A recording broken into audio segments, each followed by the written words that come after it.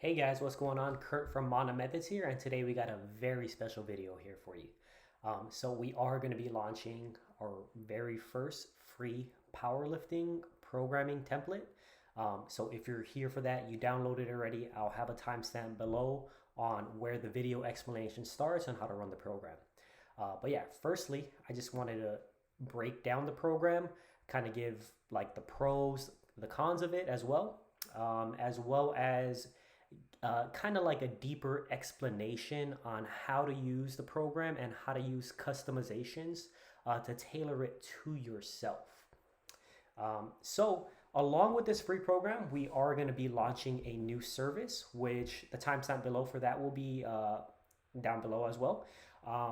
But yeah, that's going to be at the very end. I'll be kind of explaining what that is and how it can kind of intertwine with a programming template. So first of all, to find the program, this is the website right here. Just go to programs. Nice, simple, nice and easy.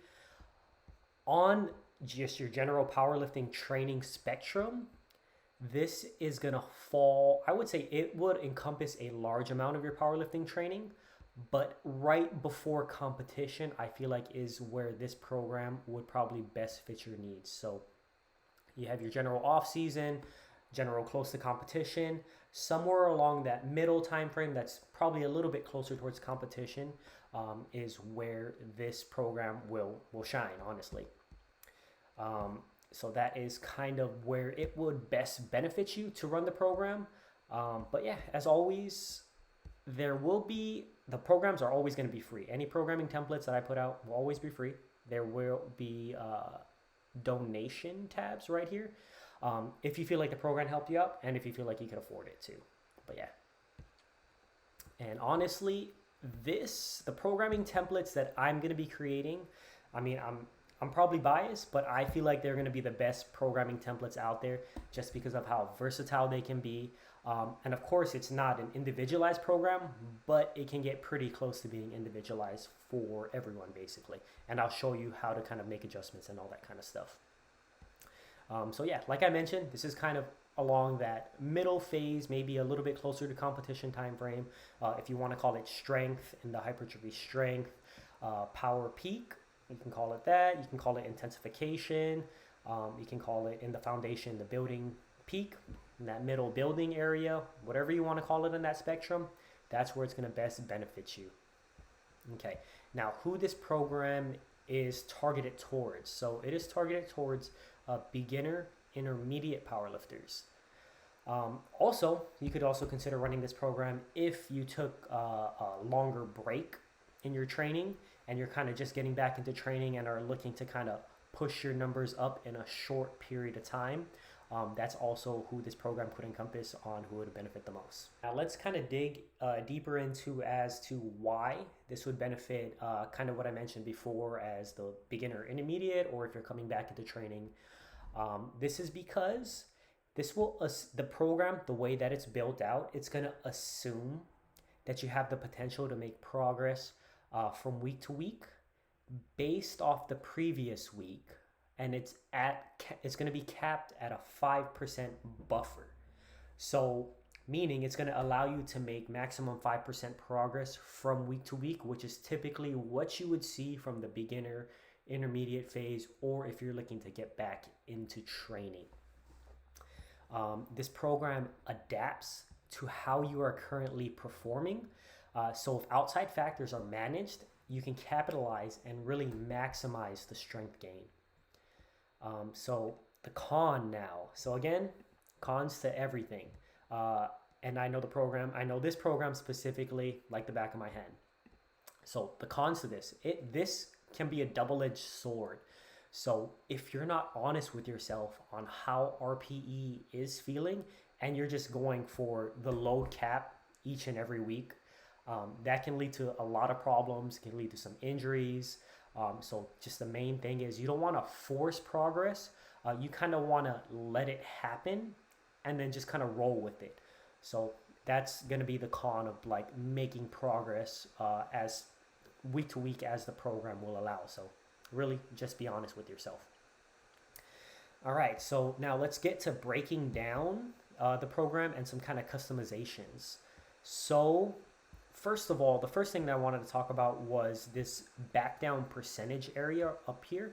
So the top of the program is kind of where you'll be filling in a bunch of information. So date, your current maxes, and these current maxes are if you were to warm up pretty much when you're starting the program that day, what you feel like your best estimated max currently would be. So don't use any old maxes or numbers you think you might hit or like might be higher of a reach. You want numbers that you know for sure you could hit at that top end range. But yeah, let's talk about this back down percentage range. So all this information that I'm going to be going over as far as the back down percentage and kind of the breakdown of the program, it's going to be touched over in this FAQ sheet right here. So you have the program and then you have the FAQ sheet. So back down percentages, blocks K3, L3, M3. These are going to be the back down. These are going to be the percentage drops for the back down sets. Now, why are these numbers beneficial? So someone who is more efficient at a lift is likely going to need more of that stress to produce the desired adaptation that we're looking for. So this is, I guess you can kind of say this is where distance travel can come into play. But how to make the changes now. So just off the back, average leverages, we're going to go with 4, 5, and 6. So bench is going to be 4, squat's going to be 5, deadlift is going to be 6. And then these are just typical numbers that I found throughout my coaching, my programming, that I kind of find like works best generally for the middle of the bell curve of most people. But now, like I said, how this program can adapt to yourself. So if you know for sure your leverages are advantageous or disadvantageous, you can make changes based off that. So let's just take squat, for example. If you feel like your numbers are or your leverages, are advantageous for squats, you can go ahead and adjust the back down percentage and change it to 3. So you can kind of see, like for the secondary squat day, the back down percentage or the back down numbers, the back down load will change based off of what you put there. So lower back down percentage means higher back down numbers. So it goes based off of how advantageous your leverages are. If you are unsure, so this is going to be something that I feel like might be able to mess people up. If you're unsure, so if you're not 100% sure your leverages are advantageous, if you're not 100% sure your leverages are disadvantageous, just go ahead and leave it as average for now. And that's something that you're probably going to learn as you're doing the program. So the telltale sign, if you need to adjust the leverages, adjust the back down percentage numbers, is if your back down percentages start to exceed what your top set is. Then you most likely have to increase the back down percentage. Thus, that will lower your back down loads. So you can kind of keep that in mind for you. So yeah, that was the con to this. Really, basically, if you are really unsure, just leave it as average, and then you'll eventually figure it out on your own. Next, we are going to talk about this next section up here that can help you to kind of individualize the program to yourself as a male and female. I mean, pretty self-explanatory.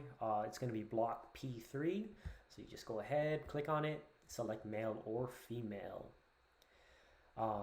Females, the reason why this is in there is because females tend to do better with more sets, more reps, overall more volume at a higher intensity. Now again, a con, this is a template. So what I encourage you to do is just make the correct selection. And then honestly, if you feel like you just need more volume, then just switch the program to female. Because there are males who probably need more volume.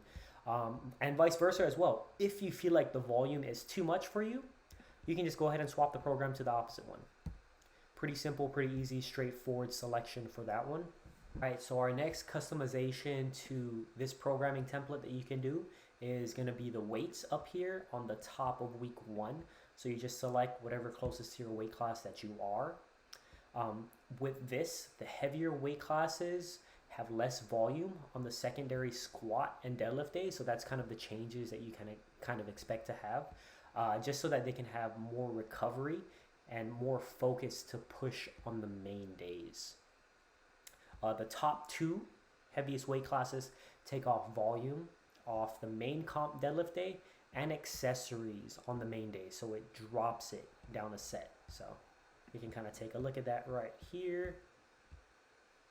So switch it to any of the top two highest weight classes. Bam, accessories dropped, as well as the that deadlift day right there.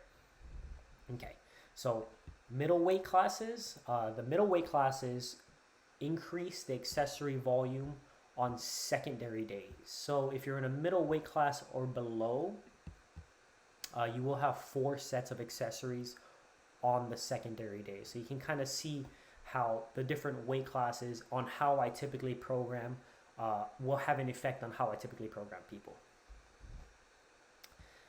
This is because more stress is usually produced from the heavier weight classes, just due to overall more weight being moved.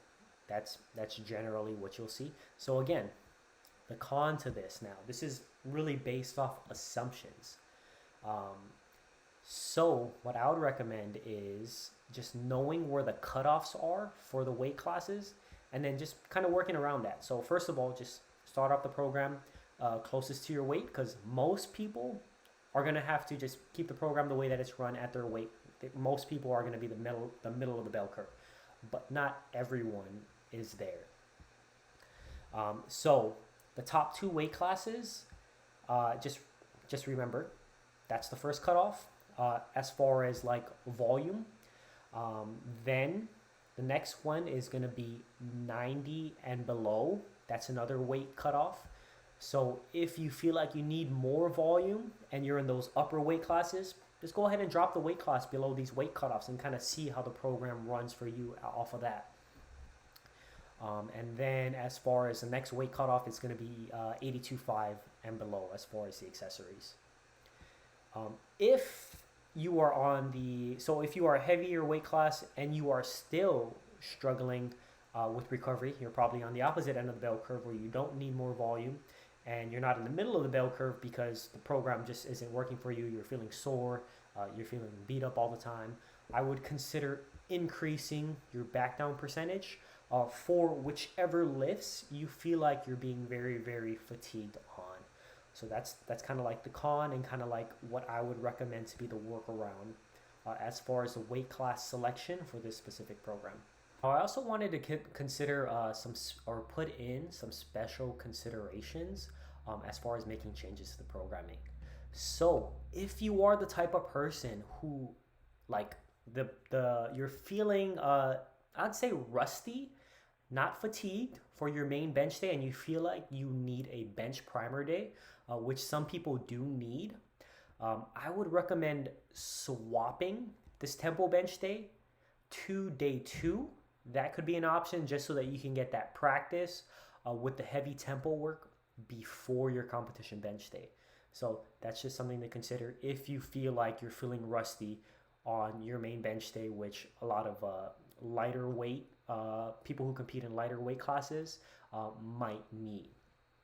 All right, so now next consideration: if you are a conventional puller that can't handle 2 stressful days of deadlifts, which happens, I would say I would say more often for conventional pullers. That's why I'm mentioning it as conventional pullers. You can use this secondary day as an RDL day and just take 10 to 15% off the recommended weight. That goes for sumo pullers as well too. If you feel like you can't push 2 days of sumo, you could do the same thing as well. Use the secondary deadlift day, just swap in RDLs, and then from all the recommended weights, just take off 10 to 15%. But you're more likely to see that happen with conventional pullers. And those who can't, if you just generally can't handle 2 days of deadlifting, so if you can't handle like a sumo deadlift day or 2 sumo deadlift days, or sumo deadlift day and an RDL day, or 2 conventional days, conventional RDL day, which I mean, for a lot of heavier weight guys, you're more likely to see that, but it can happen in any weight class. Then I just recommend taking off this day in general, just really ignoring it like it's not there. That's kind of the workaround for that. You might also notice that for the benches, they are not rounded to the nearest like normal increment you'll see. They're just rounded to the nearest tenth. That's to allow for micro loading, especially for the lighter weight classes. If like most of your number or your training maxes are going to be under 100 kg or 100, it allows for that micro loading, which would benefit you more in that case. Okay, and as far as I wanted to talk a little bit about accessories too, so let's change this. So as far as accessories, they are double progression. There's not going to be a recommended load for accessories. So say for example, if you wanted to progress your rear foot elevated split squat throughout this block, what you can do is find a weight that matches the intensity. I'll just give a numeric number. Let's just say 50. You do 10 reps with that, and that was a RPE 8. Next week, you try to increase that same, increase with the same weight and either do 11 or 12 reps at that RPE 8. And then once you hit the range cap, that rep cap for the accessories, then you go ahead and increase the weight. So say you'll go to 60 for the following week, and then you try to hit that 10 rep range. So you go increase the weight, lower reps, then with that same weight, try to increase the higher reps. And then, I mean, this is the recovery week. So, I mean, from there, you would drop the weight down, drop the sets down too. But then you kind of recycle it. If you were to recycle the same program, you would recycle that same thought at the same weight, that idea of the double progression. So that's kind of the quick talk about accessories and kind of how to progress them. So along with the general accessory progression from week to week, you can kind of get a good breakdown of like the stress typically that I would program for a person. So say for example, on day 1, we have a compound accessory movement, as in the rear foot elevated split squat, versus on day 3, we have isometric. So you can also make changes to these based off of what you feel like you need, what accessories you enjoy, and just based off of really how you want to program yourself as well too. You can take that into consideration. So my idea behind this is you have the compound on the less stressful day, less stressful squat day, and then you have the isolation on the more stressful squat day, just so that it kind of balances itself out, evens itself out. But if you don't prefer to do it that way, you can go ahead and make the switch. But just know that if you're changing from a less stressful movement, as in like the isolation movement from a leg extension, to something more stressful, we'll just say, here we go, like a hack squat on this day, or like a belt squat, any one of those movements, you might have to take into account that recovery. This might eat into your recovery resources too. So that's just something that you can also pay attention to now that you're aware of it, just so you guys can kind of get a better idea about how to program or how to pick accessories for yourself too. And then of course, nobody likes running the same movements for months on end. So after each block, if you do choose to change, and if you change from a isolated to a compound movement, just keep in the back of your head that just make sure you pay attention to your recovery. Kind of just seeing how things go, seeing how sore you are, how achy you are. And also one more thing to consider as far as accessories is on the triceps day, there are also, it does get pretty fatigued depending on the accessory. So of course we have all these tricep movements, which most of them are isolation. And then when you get down here, we do have dips, cable flies. These are targeting a little bit more towards pec too. So this is another way how you can kind of individualize the accessories towards yourself. So you can kind of think of this one as like a leg accessory. This one is like a tricep accessory. And then if you need to, you can go into stressing the pecs even a little bit more. This accessory right here are all vertical pulls. These are all horizontal pulls I typically do. Again, another leg on the third accessory on this secondary deadlift day, core, biceps. And then on our main days, day 3, main squat and bench day, another leg accessory selection. I also have a horizontal roll selection here. Then another triceps, of course. And then on our day 4 with our comp deadlift and tertiary bench, we do have vertical pull, another core, and then a shoulder selection too. So that's kind of like the full breakdown of all the accessories, kind of some things to keep in mind if you do want to make changes towards yourself. Now, if you miss a day, the way that this is programmed, honestly, it's best if you just continue the program as planned. So say, for example, you missed day 3. Whenever your next training day is, you just run back day 3 and then continue on to day 4. Just because if you don't put a load in and you completely skip a day, let me show you an example right here. So say, for example, the recommended load for day 1, let's do our main squat day. So our single recommended load is 175, load cap is 185. So let's just say you were feeling pretty good that day and you loaded up 180 and it was on point at that RPE 6.5. So you'll look at the next week 2's main squat day.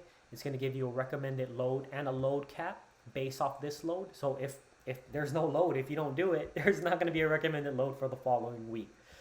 So even though you might not get the program done, so this is a 4-week program, even though you might not get the program done in 4 weeks, the program numbers will be filled out and it should still allow for maximal progression that way. Now, however, this is taking into consideration that you do not have a time crunch. So if you are on a time crunch and you're using this, for example, to line you up with a meet and you need to finish this within the 4 weeks, my recommended thing would be just to make sure that you hit the main days. So say, for example, if you know for week 2, you're only going to have 3 training days that week. First day I would recommend to take off is going to be the secondary deadlift day. So just skip this deadlift day just so that you can get in the main lifts here. And then you would put in the recommended load. So let's just say on week 1, we're talking about week 2 right now. So it needs it needs a load, an actual load that you did for week 1. So say the recommended load is 237.5. So you would skip that day, go on to your main deadlift day, but then in the actual load, put 237.5 just so that you have a load for the week 3 value. So that's kind of my recommendation. If you were on a time crunch, that would be the best way to run the program. That's when the time crunch kind of outweighs the other way that I was talking about earlier about just running the program as is and continuing when your next training day would be. Okay, the next thing that I wanted to talk about is how RPE comes into play with this while doing the weight selection. So let's look at our main deadlift day. So week 1 deadlift, based off these maxes right here, I just put 100 for bench, 200 for squat, 300 for deadlift. Recommended load is 262 to 275. Let's just say you're feeling pretty good and you go on the higher end of 275 that day, but you overshot. So let's just say this was an RPE 7.5. So a full load overshoot. Now this week right here is going to give you loads based on this week. So this load cap is taking into consideration 5% off the recommended load here. So in this case, you would want to choose something on the lower end or have that in your mind that for week 2, you're probably going to be closer towards the recommended load versus this load cap section. So that's kind of how you can kind of like take things into consideration if you do overshoot. So we'll delete these numbers here for you. All right, and now the last thing that I want to talk about in this special consideration area is knowing when to transition to a different program. So if you cannot make the recommended load changes from week to week, that's perfectly fine. So I'm sorry, if you can't hit the load cap, that's perfectly fine.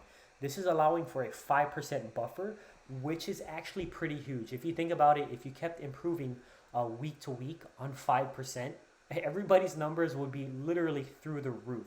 So don't worry about having to increase from the recommended load from week to week. I would say you might need to go to a different program or a more individualized, a more customized, or an advanced program if you're not increasing from the recommended load at least once, maybe twice throughout this entire block. So that's just like my general recommendation. Basically, if you don't increase your maxes throughout this entire block, you probably need to find something else. But yeah, those are all the special considerations that I kind of wanted to talk about. So next, we're going to be talking about how to run the program. So if you go to the FAQ sheet right here, of course, there's no video right now. Once I'm done with this video, it's going to be embedded right there. But we have the getting started here. So you're going to fill out your current max. What I said, it's important these numbers are your current maxes. So if you were to go to the gym later on today and warm up, these would be the max or the numbers that you would be roughly hitting. So current maxes, squat, bench, and deadlift respectively, and then you'll get your initial loads for week 1. Next, you're gonna go slide on over to the back down percentages. Sorry, right here. So again, if you are unsure, just leave yourself as average. So that's gonna be 5 for squat, 4 for bench, 6 for deadlift, and then based off that, you can make changes based on what you find out. Next thing over is going to be block P3, male or female, and then Q3 is going to be your closest weight class or your weight class that you're planning on competing in, and hopefully the weight class you plan on competing in is the weight class that you're closest to. If not, there could be some problems there. And then forgot about the date right here. So lastly, you can just double click B3 and then click. I would recommend putting it on the Sunday that you're starting the program, just so you can have a full week and start off fresh. All right, so next, you do have to have an understanding of RPE. So I got a little graphic here made out. You guys can kind of refer to this, and I also have an RPE explained video as well that I uploaded, so you guys can watch the video and kind of use the graphic and kind of like just get an understanding, get a better idea of what RPE is. Frequently asked questions. So what should you put in the note section? So logging in notes and very detailed notes. I would say like what you're feeling as soon as possible is very, very important. So you want to log things such as like technique changes or cues you're implementing, sleep, stress, nutrition, any of those outside factors on if they're having a negative or positive effect on training, and just any thoughts on your lifts currently at that time, any discomfort, aches, or pains that you're feeling. And it helps if you rate it out of 10, just so that you can kind of keep track of trends and all that kind of stuff. How long should you rest? 3 to 6 minutes for each barbell lifts, depending on the intensity. So the higher the intensity, obviously, the longer rest periods you want. And then 1 to 2 minutes should do for all accessories. When should you update training maxes? Okay, so we will just look at our main squat day. So I'm just going to run through and write in as if I did the recommended load for each week. So you need to have an actual load in there to get the projected load for next week. So, okay, so after the hardest week of the block, which is week number 3 for this specific program, I just call it the exceed week. It's just the hardest week of the block. It's followed by week 4, the recovery week. After you fill out the main days, so our main days are going to be on days 3 and day 4. After you fill out what you put in for day 3, and you have like an estimated RPE, so let's just say it was right on point at 8.5. This chart up here is going to auto-populate, so it's going to have your new recommended training max to kind of restart the block with. So this is based off of the week 3 load.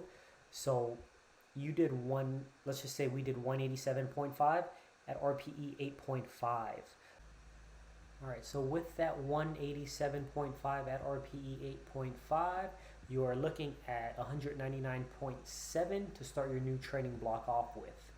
Now, if that training number was a little higher that you hit on the exceed week, let's say you hit the max end, 197.5 at an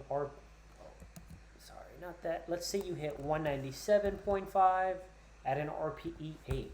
So you actually started off the block with a 200 training max, finished it off with 197.5 at RPE 8. So we technically didn't even exceed what our estimated 1RM to start the block was. But as you can see, you can make a solid estimation without even going over or exceeding your training max. So we can make calculated decisions, and sometimes, like, even though you know you can go above it, sometimes just the juice isn't worth the squeeze. You're not going to recover, you can risk injury and those types of things. So that's kind of why I like ending off the block. You could say it's sub max, but it's pretty close to max, because you need a pretty close to max number. You're not going to finish off a block with RPE 6 or 7 and have an educated estimated max to start your new block off with. That's kind of why I have this as a rep range of RPE 8 and up. So if on the exceed week you're not hitting at least an RPE 8, if it's a 7, I'd recommend you bump it up one more time and then kind of see how it goes from there. But just so you guys can get a better breakdown of exactly how this chart is formulated based off of the exceed week. So as soon as you fill in a number, we'll put in 192.5. So bam, based off that, it's going to fill in the chart. And then based off of what actual RPE this weight was, is how you'll make your decision on what to have your next training max to start off the block be. So we'll say 192.5 was at an RPE 9. So that means you made some progress. So your estimated new training max should be 202 that you put into this after you make a copy of this, duplicate it, and then kind of restart it back up again.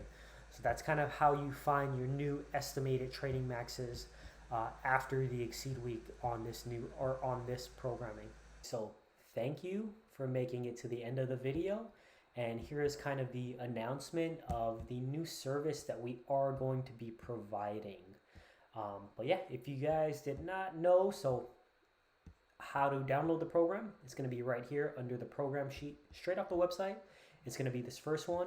Again, there are more programs in the coming up shortly. But yeah, you guys can kind of get an idea about like what that's going to encompass based off of the little spectrum circle that I got there. But coming soon and coming soon so far. But this is the program that we're talking about in this video right here. Just basically click it.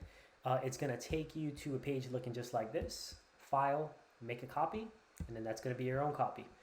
But yeah, let's get back to the service. So now we are launching a new service. So we were currently offering just normal full coaching, typically what you'll see for most people, custom programming, and now we are going to be offering a technique text line.